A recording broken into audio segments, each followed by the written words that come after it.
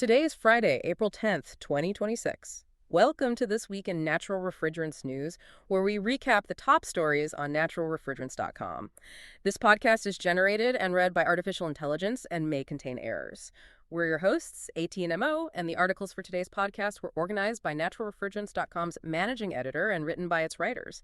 You can find links to each article in the show notes. So, what do a local New York grocery store, an industrial steam plant, and a massive AI data center have in common? Well, they're all completely rewriting the rules of how we handle extreme heating and cooling. Yeah, exactly. Today, we're really tracing that massive shift, starting from macro-level market data and zooming all the way down to a 20-micrometer filter. So let's start with the new atmosphere report. Right. The global data in there is just staggering. I mean, Europe just crossed, I think it was 111,650 transcritical CO2 sites. Yeah, they did. But, North America is actually the region showing a massive 25% year-over-year jump in CO2 retail stores. Which makes sense, right? Because Europe feels like a really mature canopy at this point. Oh, completely. Yeah, they've saturated the market and are now just sort of fine-tuning for marginal efficiency gains. But North America, on the other hand, is in this wild, rapid growth spurt. But it's interesting because the deployment in North America isn't just copying Europe's homework. The scaling here is aggressively targeting distinct operational challenges. Right, particularly around intense heat reclaim. Exactly. Which brings us to a real-world example, DeSico & Sons. They're actually opening their 9th CO2 store in New York. Oh, wow. Their 9th. Yeah, number 9. And they're utilizing a boosted direct heat reclaim system from Floch Energy.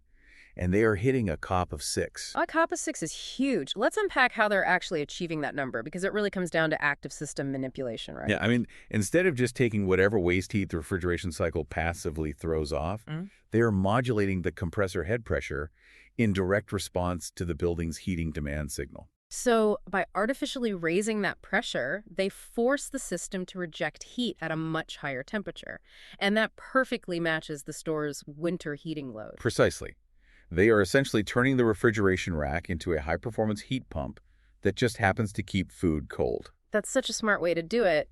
And in their smaller, like 10,000 square foot format store, they are stepping away from the centralized rag entirely. They're testing an R290 water loop system. Right, because at that square footage, piping a centralized transcritical system is often overkill. Yeah, totally. A water loop gives them the physical flexibility to, unplug and move a display case across the floor overnight without major repiping. And if you want to see that flexibility in person, mark your calendar for June 1st. There's a facility tour at their Sleepy Hollow location. Definitely worth checking out. Yeah. Now, taking that concept of heat reclaim and scaling it up into dedicated commercial heating, Panasonic just launched the R290 AQ-UAG EVO series. Right, and these are cascadable up to 880 kilowatts, which is massive. It is.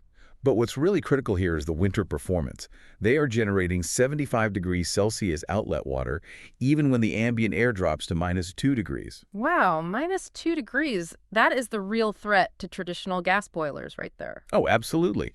If you're a commercial facility manager still betting your future on fossil fuels, well, Panasonic is betting 320 million euros that you're wrong. Yeah, that is a massive market signal for anyone paying attention. I mean, that's how much they just poured into expanding their Czech manufacturing facility to localize production of these units. Right. And that push to replace combustion is moving into even more extreme temperatures now. Copeland is bringing the SPH Therm Booster to North America. And that uses hydrocarbons to generate industrial steam up to 180 degrees Celsius, right? It's up to 280. Plus, they also launched the VQ145 ammonia heat pump for 145 degrees steam. Okay, hold on. Let me push back here for a second. Sure. I totally get the commercial hot water shift, but industrial steam. A boiler failure in a manufacturing plant costs millions of dollars in downtime. It's a high-stakes game, yeah. Exactly. You can't just pitch a high COP to an industrial plant manager. I mean, ROI isn't enough. They need bulletproof reliability. Are they really going to rip out trusted combustion boilers for this? Well, it's a valid concern, right? But you don't rip and replace with a single point of failure. These high-temperature heat pumps are deployed as customized modular skids. Oh, I see. So the redundancy is already built into the design. Exactly. And when you combine that operational uptime security with the fact that these hydrocarbon and ammonia cascades drastically cut primary energy consumption, well, the financial argument just becomes undeniable. That makes a lot of sense. So from extreme heat generation to extreme heat rejection, let's look at the tech sector. Yeah, this is fascinating.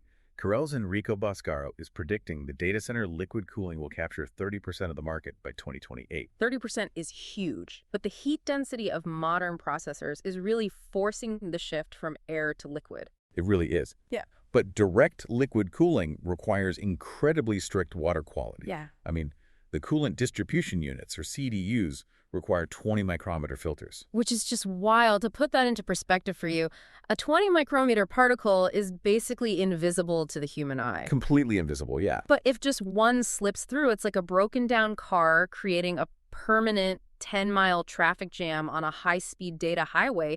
It completely blocks the microchannel, and you instantly fry a wildly expensive AI processor. And to handle the sheer volume of heat being pulled away from those processors, Boscaro highlighted that CO2 is positioned as the biggest natural refrigerant opportunity for large-scale data center chillers. Wow, which really leaves you with something to chew on. I mean, with billions of dollars pouring into artificial intelligence right now, will the explosive cooling demands of AI data centers actually accelerate CO2 chiller development even faster than the entire food retail sector did? This is AT&MO, and this has been the Week in Natural Refrigerant News.